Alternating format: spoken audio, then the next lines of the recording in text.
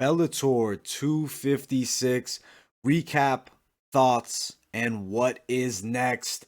First fight on the main card, we saw Goichi Yamamuchi fight Dan Moret in a fight that I thought was clearly Goichi Yamamuchi's fight. Instead, they give it to Dan Moret by a split decision. The outcome shocked me. If you watched the live stream, you saw that I was upset with that decision. It was not. I don't see any argument for Dan Moret winning. I could see him getting a 29-28. Did land a takedown in that third round. But Goichi Yamamuchi had his back in the first, had his back in the second, landed takedowns, was controlling. Not a ton of damage done by Dan Moret. But he gets the controversial decision nod and just beat the number 3 lightweight in Bellator. Huge win for Moret, but I didn't think he won the fight. I don't think many people felt he won the fight. I feel like Dan Moret's gonna, I guess, have to get a high-profile fight next. I kind of like the idea of running this one back because it was a terrible decision, but I don't think that probably happens. You look at the top guys in Bellator, I wouldn't be shocked if he somehow finds himself in a fight with either Miles Jury or Adam Piccolotti next. I don't think he gets a high-profile matchup against, the number 1 guy, Brett Primus, or Patricky Pitbull. I feel like more than likely he fights 2 fighters more towards the top 6, top 7, being Miles Jury and Adam Piccolotti. Controversial decision, without a doubt. For Goichi Yamamuchi, I don't know what is going to be next. As I said, I like the idea of a rematch. I thought he'd be probably fighting one of the top guys in the world next. I mean, will they act like it's a win for him moving forward? I doubt it. We're probably, unfortunately, going to need to see Goichi get a couple W's together before he's in that title picture once again after this controversial loss. It was a bad decision. I thought Goichi earned it, but gotta give some respect to Dan Moret because he was very game and durable. Went all 3 rounds with Yamamuchi. When I felt he was going to get submitted early, he lasted. So have to respect him there. Still, Yamamuchi deserved the decision nod. But Dan Moret moves forward as a top Bellator contender in the lightweight division now. The next fight on the main card, Kat Zingano fought Olivia Parker.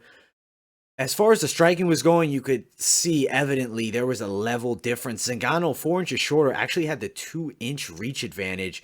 The boxing of Olivia Parker was not much of anything, but beautiful submission win for Kat Zingano, forces the tap.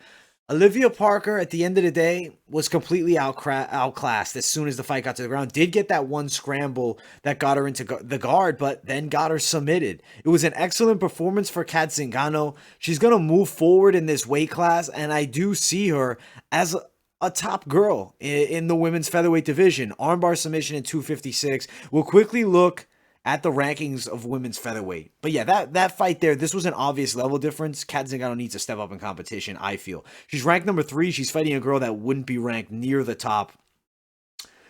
I feel like Julia Budd is somebody, but she does have a scheduled matchup. If Budd wins her next fight, I think that matchup could potentially happen. Also, Arlene Blenkowie's in the mix. Maybe Zingano Blenkowie. I feel like that's a competitive matchup. I'd be interested in seeing what the outcome would be. And then you look towards more the back end of the division. It's interesting. Number 8 in the world, Amanda Bell, 7-7. It's crazy to see someone ranked, that high up. Not the best records for a lot of these Bellator fighters, but I do think Arlene Blenkowie versus Kat Zingano might be next. It's a good win, to get the rhythm going and continue. But at the end of the day, it's a win against a much lesser level of competition for Olivia Parker. For Parker, I don't know if she'll be in the UFC, or rather in Bellator next fight. We'll see if they cut her or not. I wouldn't be shocked if they did release her, to be 100% honest. She's not, at that top level. Now, the odds for this fight closed at near even.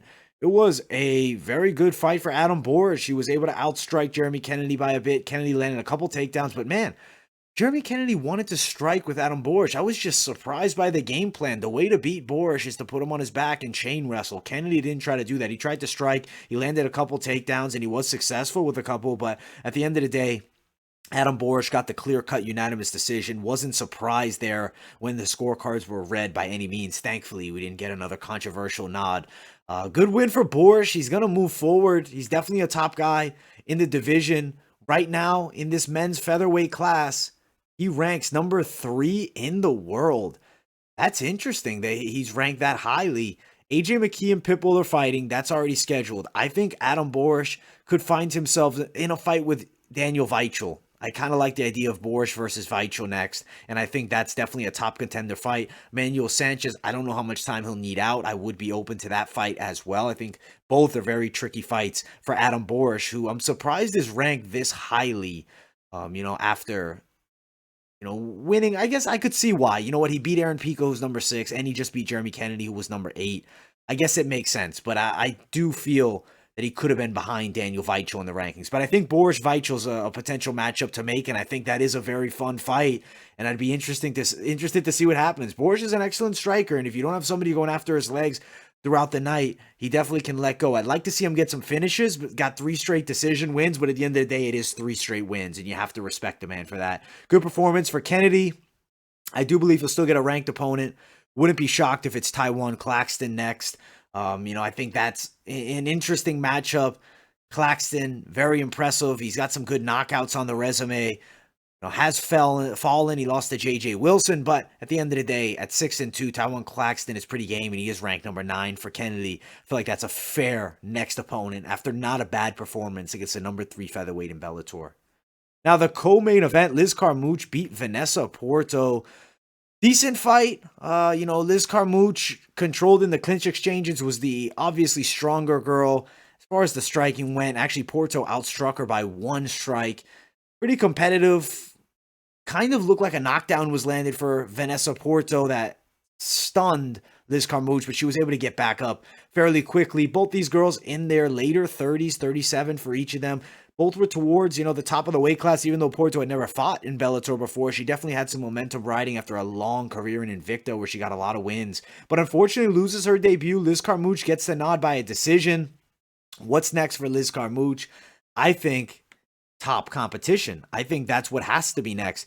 You look, Juliana Velasquez, the current champion. Liz Carmouche ranked right there at number 2. I like the idea of Liz Carmouche possibly in a title fight. I think that's an interesting matchup between her and the very good grappler Juliana Velasquez. Elimele McFarland is definitely in the mix, but her and Velasquez could potentially be doing a rematch. Denise Keelholtz, very dangerous striker. I like that fight. I just feel like Liz Carmouche needs to fight somebody inside of the top 3. She can't be fighting somebody not ranked by Bellator at this point. We need to see her in a legitimate number 1 contender fight, or potentially even in a world title fight next, because she is on a good streak and she is unbeaten now in Bellator with a good win here, and she's definitely a staple in this women's flyweight division. And the next fight was the main event. And for Vanessa Porto, actually, let's talk about who could potentially be next for her. I don't think she had a bad performance. I think any of the girls 6 or below could be next for Porto. I do think she's going to be a staple here in the women's flyweight division, and I do think she'll be able to get some wins. Ryan Bader, Lyoto Machida went the distance. I expected a stoppage, but I will say the round that I expected the stoppage in definitely was evident of the momentum shift. Ryan Bader in the first round was badly hurt by a head kick. It looked like Machida may get him, and I was like, wow, this 42-year-old Machida, almost 43, has still got some crazy precision. But Ryan Bader weathered the storm. Lands some takedowns in the second round, started controlling, landing ground and pound, lands takedown in the third, controlling, ground and pound. At that point, Machida looked gassed. He didn't have much left. From the kickboxing range, Machida was obviously better than Ryan Bader. His kicks are on another level than Bader, but from the boxing range, Bader can land takedowns, and that's where he needed to be, and that's where he ended up. Rough first round, but after that, it was all Bader. 4 rounds to 1. Good performance for him. He will now move on in this Bellator tournament. He's going to have to fight against the winner. I'm going to have to pull up this sheet real quick. The winner between Corey Anderson and Dovletdzhan Yagshimuradov. I can't say his name at the moment, but Corey Anderson, I feel, might get by him in that matchup. He's going to have to face Bader next. I'll be honest, Bader is definitely looking like he's going to find himself a spot in the finals. I think there's very high likelihood of that. His wrestling is very good. Corey Anderson and him will have an interesting matchup. Let's see if Corey can win his fight, obviously, first, though. But I am looking ahead to if Corey Anderson fought Bader. I lean Bader. The knockout power, even though he wasn't able to show it against Machida here, I think he could put to sleep Corey Anderson, who's always had a questionable chin throughout his entire career and has been stopped in the past. Now, Lyoto Machida loses. Disappointing fight, but I don't think all is lost. He's still one of the top light heavyweights in Bellator. Still showed good skills. I was very impressed that he went the distance here and didn't get stopped. He was ranked number 4. Looking at these rankings, I mean, a lot of lesser known fighters here. A fight that I kind of think would be fun would be him and Melvin Manhoef. Let's do that matchup. Maybe this is Machida's last fight, and he goes at it with Manhoef. I thought Manhoef was retiring, but maybe not. Maybe he's doing one more. I think I did hear that. I think Machida-Manhoef is a good matchup. I feel like that makes a lot of sense. I feel like it's competitive. It's between two of the more experienced guys in the weight class. I don't think go out there and give them, some of these young undefeated guys. They don't have enough experience. And you saw how much Ryan Bader struggled with Lyoto Machida. I feel like that's evident that a lot of guys will struggle with Machida. Granted, as soon as Bader's wrestling kicked in, he was able to dominate. But on the feet, he's going to give a lot of people trouble, and I do think he'd knock out Melvin Manhoef. And I do think that's the fight to make. Give Bader a fun fight. Give him a win. Both fighters in their 40s. I think that's an excellent matchup. Overall, though, this was a good card. I was very impressed by the main card especially. Good performances. Obviously, some mismatches throughout the undercard. We can just quickly talk about it. John Duma, Will Smith, split decision. Some people felt it was questionable. Dana Eversaga dominates Tara Graf. Not even dominates, she killed her. 30-second knockout, 29-second. Actually put her to sleep. It's a viral knockout. Nayeon Dung beat Izzy William. That was impressive. Jalen Bates defeated Jeffrey Gloucester by submission in the second round. Good that he got the finish there. Cody Law beats Nathan Gareb by a decision, as I would have expected. Cass Bell did let me down a bit. I thought he'd put up a lot more resistance to Jornal Lugo, but congrats to Lugo getting the win.